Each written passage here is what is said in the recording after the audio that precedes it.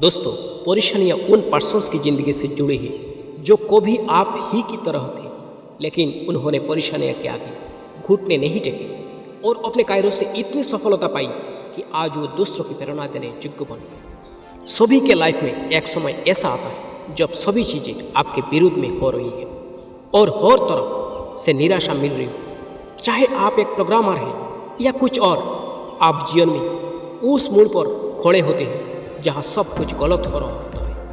अब चाहे ये कोई सॉफ्टवेयर हो सकता है जिसे सभी ने रिजेक्ट कर दिया, या आपका कोई फैसला हो सकता है जो बहुत ही भयानक साबित हुआ। प्रॉब्लम्स की हल करने की तुलना में अधिकतर लोग ज़्यादा समय और ताकत उससे जूझने में लगा देते हैं। Most people spend more time and energy going around problems than in trying to solve them.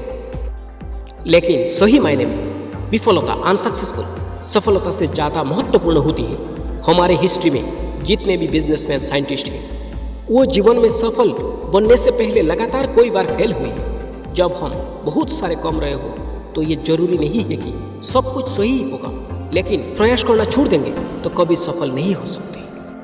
Henry Ford, जो बिलियनियर और विश्व प्रसिद्ध फोर्ड मोटर कंपनी के मालिक हैं, सफल बनने से पहले फोर्ड 5 अन्य बिजनेस में फेल हुए थे। कोई और होता तो 5 बार अलग अलग बिजनेस से फेल होने और कर्ज में डूबने के कारण टूट जाता। लेकिन फोर्ड ने ऐसा नहीं किया और आज एक बिलियनियर कंपनी के मालिक है। अगर विफलता की बात करें तो थॉमस अल्वा एडिसन का नाम सबसे पहले आता है। लाइट वाल्व बनाने से पहले उसने लगभग 1000 विफल प्रयोग किए थे। अल्बर्ट आइंस्टाइन, जो 4 साल की उम्र तक कुछ बोल नहीं पाता था और 7 साल की उम्र तक निरक्षर था, लोग उसको दिमागी रूप से कमजोर मानते थे, लेकिन अपनी थ्योरी और सिद्धांत के बल पर वो दुनिया का सबसे बड़ा साइंटिस्ट था। अब जरा सोचो कि अगर हेनरी फोर्ड 5 बिजनेस में फेल होने के बाद निराश होकर बैठ जाता, या एडिसन 999 असफल प्रयोग के बाद उम्मीद छोड़ देता और आइंस्टाइन भी खुद को मेंटली कमजोर मान के बैठ जाता, तो क्या होता? हम बहुत सारे महान प्रतिभाओं और आविष्कारों से अनजान रह जाते।